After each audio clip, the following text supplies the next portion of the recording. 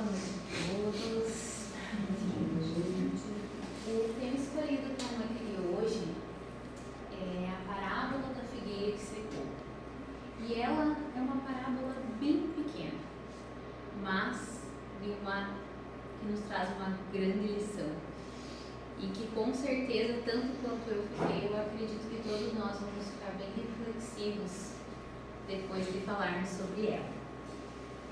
E só para a gente relembrar, né, o que é uma parábola e por que Jesus, né, ele falava tanto através de parábolas, né? A parábola ela é uma narrativa alegórica, né?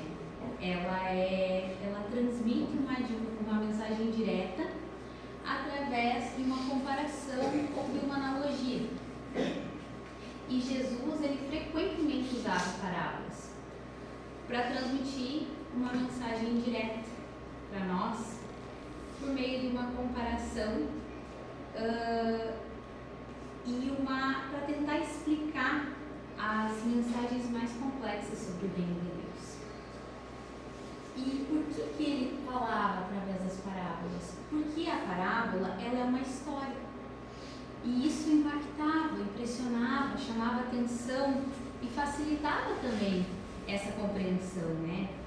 E permite também muitas vezes dizer verdades, porque se a gente pensa que hoje, às vezes a gente fica chocado com algumas coisas, né? Ainda não compreende os ensinamentos de Jesus.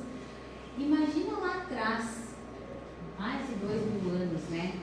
Então, era um modo delas serem escutadas e também de serem toleradas, essas mensagens. E aí, a parábola da figueira, ela diz assim: quando saíram de Betânia, ele teve fome, e vendo ao longe uma figueira, para ela encaminhou-se, a ver se acharia alguma coisa. Tendo-se, porém, aproximado, só achou folhas, visto não ser tempo de figos. Então disse Jesus à figueira: que ninguém coma de ti fruto algum. O que seus discípulos ouviram. No dia seguinte, ao passarem pela figueira, viram que secara até a raiz.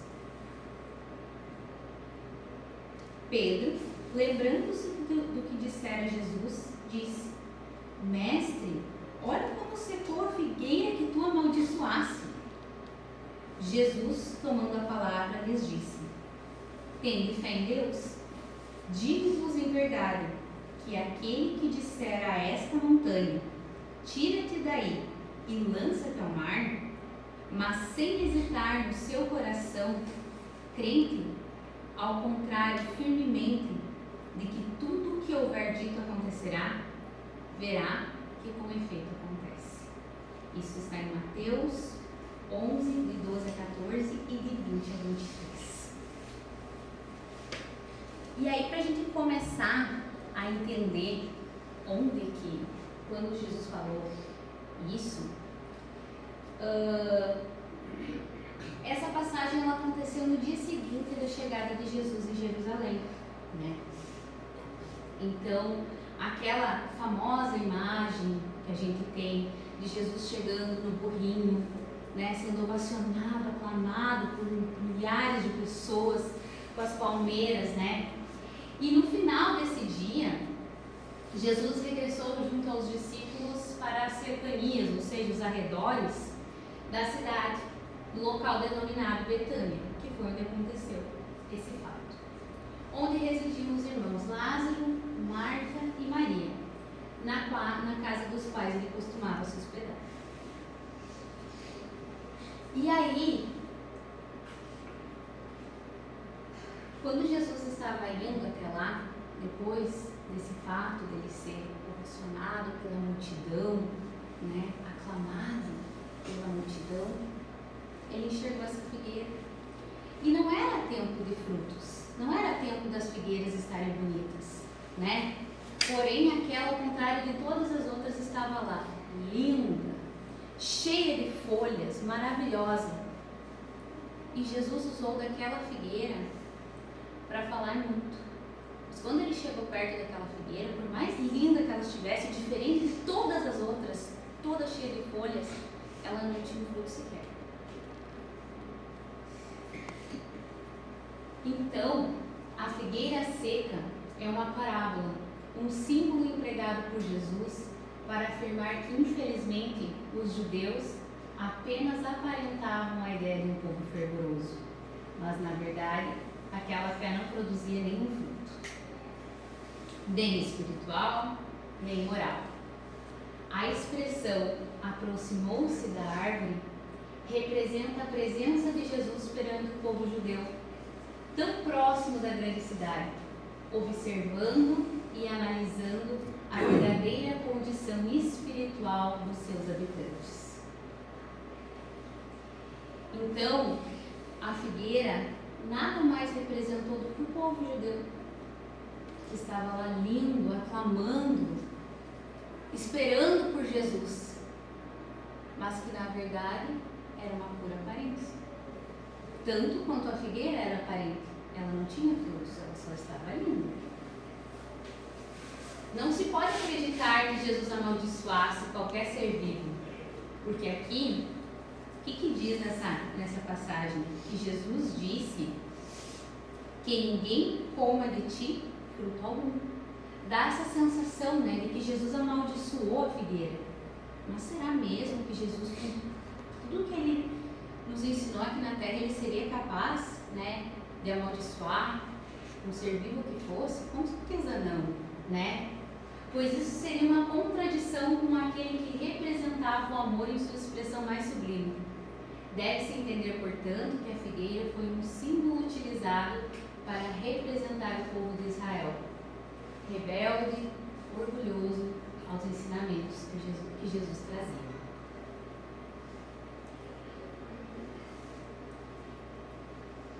E era comum na cultura hebraica profetas se expressarem através de atos, ações, exemplos, simbologias.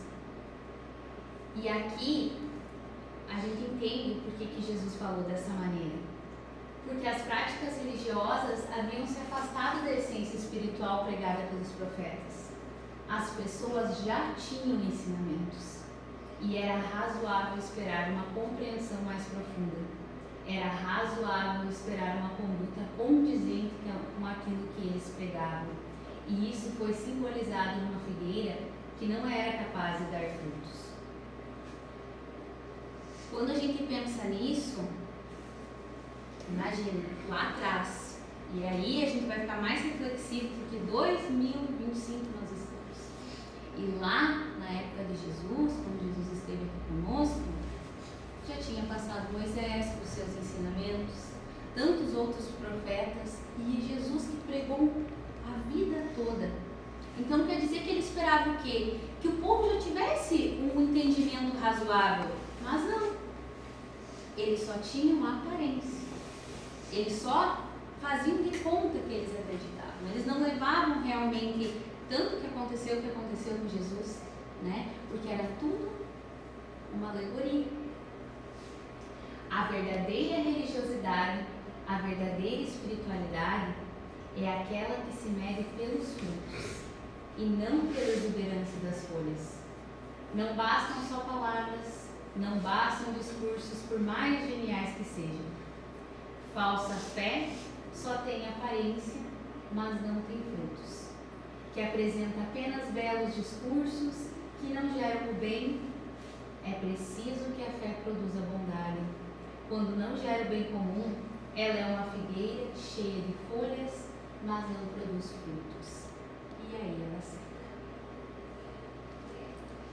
E mais à frente a gente vai ver também que quantas pessoas hoje têm mensagens lindas, sublimes, maravilhosas, milhares de seguidores e que não botam nada disso em prática.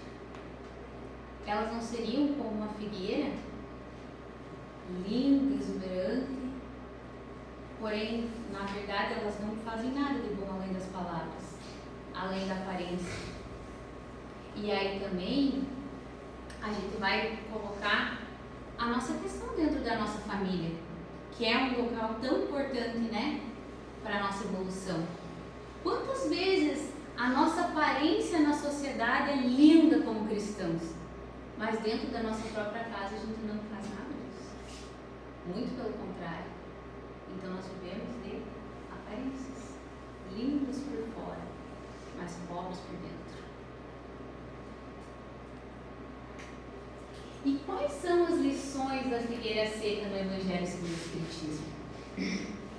Aprendemos que a figueira seca é o símbolo das pessoas que apenas têm as aparências do bem, mas, na verdade, não produzem nada de bom. São pessoas que querem passar uma imagem que não corresponde ao que realmente são. E aqui a gente cita alguns exemplos. Oradores, palestrantes que falam muito bem, têm muito brilho e fazem muito sucesso entre os seguidores, mas tudo o que falam não passam de palavras vazias. Poucos deles praticam o que falam. A figueira seca também representa as pessoas que têm a chance de ser úteis e não são. No Evangelho segundo o Espiritismo, diz que todos os homens voluntariamente inúteis por falta de terem colocado em prática os recursos que tinham, serão tratados como uma figueira seca. Nós temos a chance de produzir frutos em todos os lugares onde vamos através do nosso exemplo. E além dos locais de trabalho, de estudo, de convívio social, devemos dar frutos em primeiro lugar dentro dos nossos lares. De que adianta da porta para fora sermos um cristão exemplar, se dentro dos nossos lares somos carrascos daqueles que amamos? Pelo contrário, vamos começar criando dentro das nossas casas um verdadeiro lar.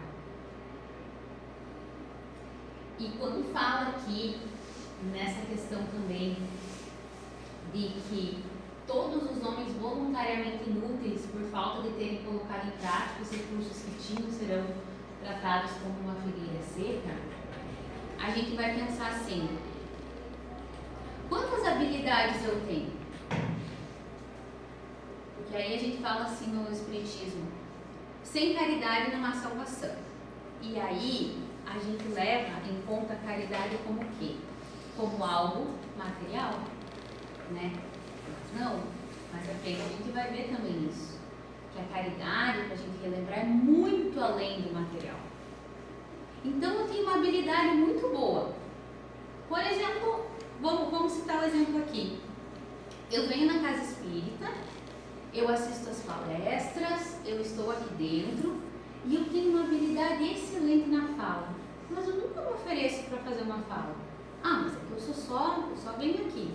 Mas o que te impede de quem está ali sentado vir aqui falar se eu tenho essa habilidade? Ou seja, eu sei que eu tenho ela e eu não estou usando ela para o bem. Por quê? Porque isso vai me causar trabalho, porque eu vou ter que estudar mais, porque daqui a pouco eu vou ter que vir para a casa espírita e começar a estudar mais e mais, e aí vai ser difícil. Então eu prefiro não fazer. Mas eu sou espírita, eu venho na casa espírita. Então é essa reflexão que Jesus quer fazer com nós. Ele quer movimentar nós. Como pais, o meu filho fez algo errado, e aí eu vou lá, eu condeno, eu julgo, mas eu não dei nenhum exemplo para ele. Ou talvez eu tenha dado, mas mesmo assim eu faço esse julgamento. Mas lá fora eu digo para os pais: não faça, Leandro, isso, tu não deve fazer isso com o teu filho. Mas eu fiz.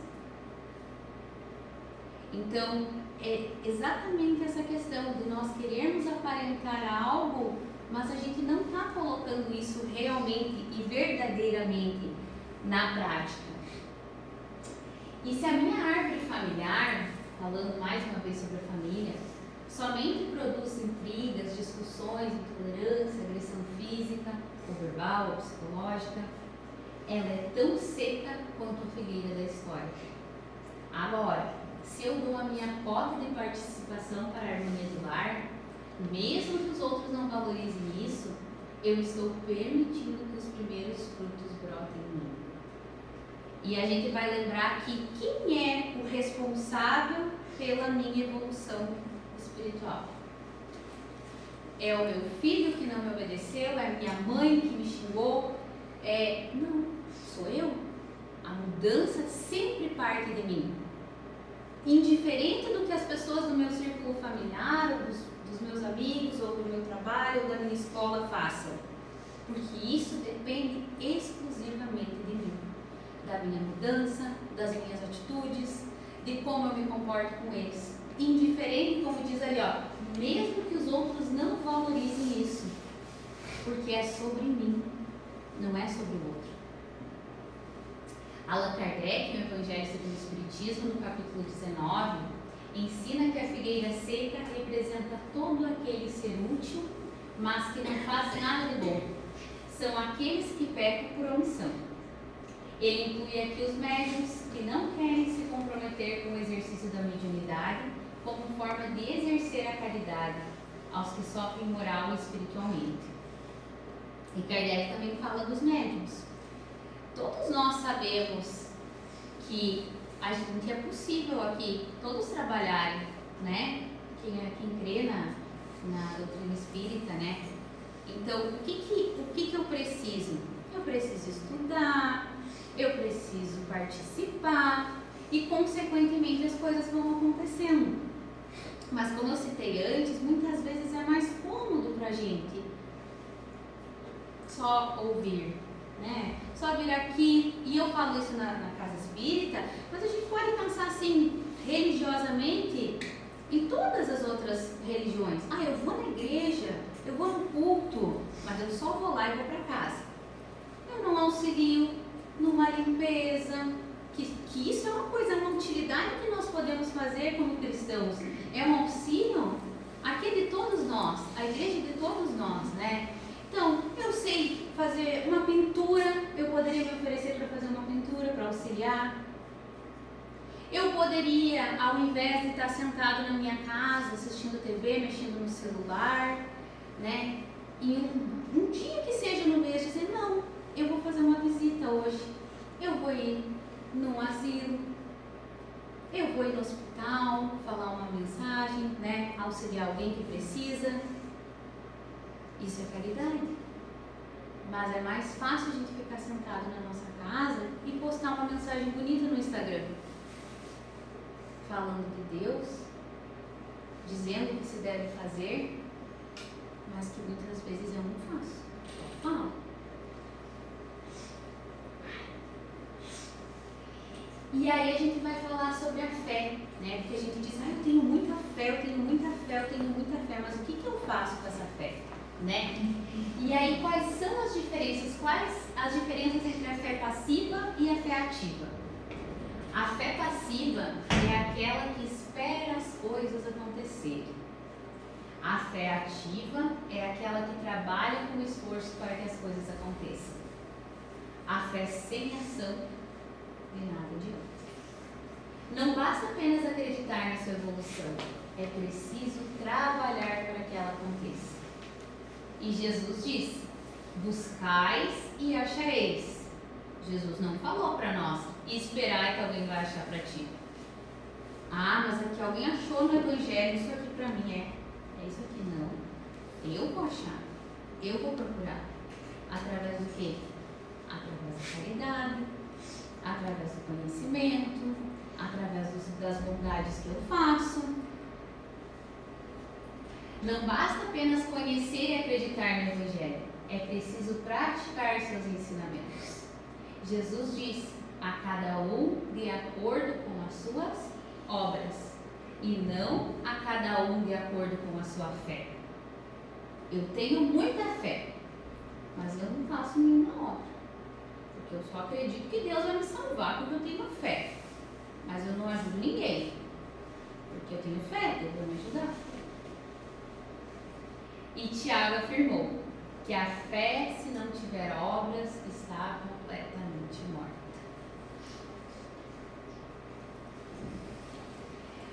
A epístola de Tiago fala da seguinte forma: ele põe acima de tudo a necessidade de não somente crer, mas também de agir. Não adianta nada alguém dizer que tem fé se não provar por meio das suas ações a sua fé que a sua fé é viva e verdadeira. A verdadeira fé cristã se manifesta em ações cristãs. De nada adianta crer se nada se faz com essa crença. Eu creio que eu tenho que ser bom. Eu creio que eu tenho que amar. Mas eu não sou bom em nenhum. Ou eu vou deixar para daqui um pouco eu fazer. Ou para daqui a pouco eu começar. Ou para dar uma próxima vida, quem sabe, eu ser melhor na minha família, com os meus filhos, com as pessoas ao meu redor. Essa é a expressão que ressalta a importância de a fé ser acompanhada de ações. A crença por si só pode não ser suficiente se não se manifesta em comportamentos e atitudes que beneficiam o próximo e o mundo. Essa ideia é comum em diversas tradições religiosas, filosóficas, incluindo, cristianismo e espiritismo. E aí também a gente vai ver a fé em 3 aspectos, tá? A fé sem ações no que diz a Bíblia, tá? A Bíblia destaca que a fé sem obras é morta, ou seja, não é suficiente para a salvação ou para a transformação da vida. As ações como a caridade e o amor ao próximo são a manifestação prática da fé e do amor de Deus. No Espiritismo, o Espiritismo também enfatiza a importância da caridade como um dos pilares da doutrina, afirmando que fora da caridade não há salvação. Isso significa que a fé espírita deve se traduzir em ações que ajudem ao próximo e promovam o progresso espiritual. E qual a importância das ações? A crença por si só pode ser apenas uma ideia ou um pensamento. Se ela não se manifesta em ações, ela não tem impacto real na vida e no mundo. As ações são a prova de que a crença é verdadeira e que está viva no coração e na mente. E a gente fala muito sobre fora da caridade não há salvação, fora da caridade não há salvação, e a gente pensa assim: caridade, bens materiais, dar algo a alguém, principalmente dou alimento, dou uma roupa. E aí nós estamos fazendo uma formação e ela está sendo bem, agregando bastante, da federação, e ela falou assim: é caridade ou é esmola? Porque se essa roupa que eu nem uso mais ela, nem quero mais ela, e eu vou lá, entrego ela dou ela para a Irene, ela não vai me fazer falta, né? É uma esmola. Um dinheiro, eu vou dar R$10 para alguém, esses R$10 não vai me fazer falta, é uma esmola. E a caridade, ela vai muito além do material. Claro que é necessário, que o material é necessário. Mas qual é a minha caridade moral? Qual é a minha caridade espiritual? Então, quando a gente fala isso, do fora da caridade não há salvação, no Espiritismo a caridade é fundamental. E ela abrange diversas ações, desde o auxílio material aos necessitados, que é o que a gente falou, até a ajuda em momentos difíceis, a promoção do conhecimento e a busca da evolução espiritual. Quando a gente fala assim, então eu vou doar isso aqui porque não quero mais mesmo, Aí então eu tô sendo caridoso, eu dei as minhas roupas, eu dei uma sacolada de roupa lá esses dias, Como é que eu não sou boa? Mas aí vem uma pessoa que às vezes não é tão próxima a mim e quer desabafar. O que eu faço? Gente, tô casada, tem tanta coisa pra fazer, E essa pessoa tá aqui falando. Eu não entrego 5 minutos do meu dia pra ela. Talvez uma pequena palavra que eu falasse pra ela auxiliaria ela muito mais do que aquele monte de roupa que eu me desfiz. Não são muitas vezes grandes atos, grandes volumes, mas pequenas coisas que a gente faz que para aquela pessoa, talvez ninguém escutava ela. Ela só queria, talvez eu nem precisasse falar nada, mas a gente não faz essa caridade. a gente está sempre correndo contra o tempo, a gente não... É chato, né? E aí quando a gente começa a pensar o que Jesus faria, Jesus será que não escutaria? Os exemplos práticos da caridade incluem visitas em hospitais, asilos, a comunidades carentes, bem como a prática da empatia, da compreensão e do perdão em relação ao próximo. Dentro da caridade material, a gente fala como a doação de alimentos, de roupas, de itens que a gente precisa para ajudar, né? Para quem está passando dificuldades. E aí também a gente vem lá pensando em Irmã Dulce, em Madre Teresa, né? E tantas outras grandes espíritos que passaram por aqui, que elas auxiliaram muito. E hoje, que bom que nós temos, por exemplo, o SUS, que tu vai lá no hospital, no posto de saúde, e eles fazem o curativo, porque lá atrás a gente não tinha quem fizesse. Então, naquele momento, a gente precisava muitas vezes desse auxílio que hoje nós temos aí muito mais fácil. Nós temos o CRAS, nós temos o assistencialismo que facilitam, né? Então, nesse ponto, a gente já, pensando lá atrás e aqui, hoje a gente já está muito melhor, né? Naquela época não tinha ninguém por ninguém. Se a pessoa passava fome, ela não tinha onde correr se alguém não doasse. Então, a gente precisou desses espíritos para nos auxiliarem. E conforme a gente vai evoluindo, a gente vai vendo que são necessárias outras coisas também, né? Um voluntariado em hospitais, em asilos, né? E isso é uma caridade também material, né? Um apoio financeiro a projetos e iniciativas sociais. Então, essa ajuda financeira na organização, ela é necessária. Se eu posso auxiliar, se eu tenho como auxiliar financeiramente uma ONG, uma igreja, a casa espírita, isso é uma caridade. Eu posso, né? E tem que ser sempre pensando assim, não é porque eu quero me salvar, eu vou ajudar porque tem um motivo para me ajudar, né? Eu vou fazer porque Deus está vendo o que eu estou fazendo. Mas eu não estou pensando, eu estou doando de coração aquilo, porque eu realmente quero bem maior daquilo, né? E a caridade moral, exercer a paciência, a compreensão e o perdão. A caridade moral envolve ter paciência com os erros dos outros, compreender suas dificuldades, perdoar as ofensas, oferecer apoio emocional, ouvir, consolar e ajudar o próximo a superar momentos difíceis de uma forma, é uma forma de caridade moral que pode ser muito útil. Promover a paz e a harmonia. A caridade moral também implica em buscar a paz e a harmonia nas relações interpessoais, evitando conflitos. Então, a caridade vai muito além, né? Como a gente falou do material, né? É o escutar, é o muitas vezes manter a paz no lugar, a tranquilidade, a harmonia, é escutar, é dar um conselho, é dar um exemplo. E a caridade espiritual? Estudar a doutrina espírita.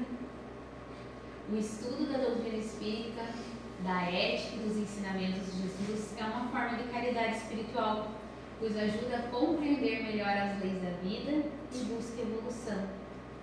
E hoje, vamos pensar em estudo, a gente tem a doutrinária, que também é um estudo, né? Mas a gente tem grupos de estudos nas segundas, nas terças, nos sábados, nós temos 2 grupos de estudo. E são tantos frequentadores. Se todos que frequentassem conseguissem vir, é uma caridade. Por quê? Porque tu está aprendendo, mas o que tu aprende, tu vai levar para fora daqui. E, consequentemente, tu está fazendo caridade. Praticar a mediunidade. A mediunidade, quando exercida com responsabilidade e ética, também pode ser uma forma de caridade espiritual, pois permite levar mensagens de conforto e esperança aos necessitados.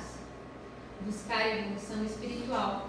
A caridade espiritual também implica em buscar a evolução espiritual, aprimorar as qualidades morais e trabalhar para se tornar uma pessoa melhor. Então, dentro da mediunidade, a gente pode ajudar tanto irmãos encarnados quanto desencarnados. Então, uma coisa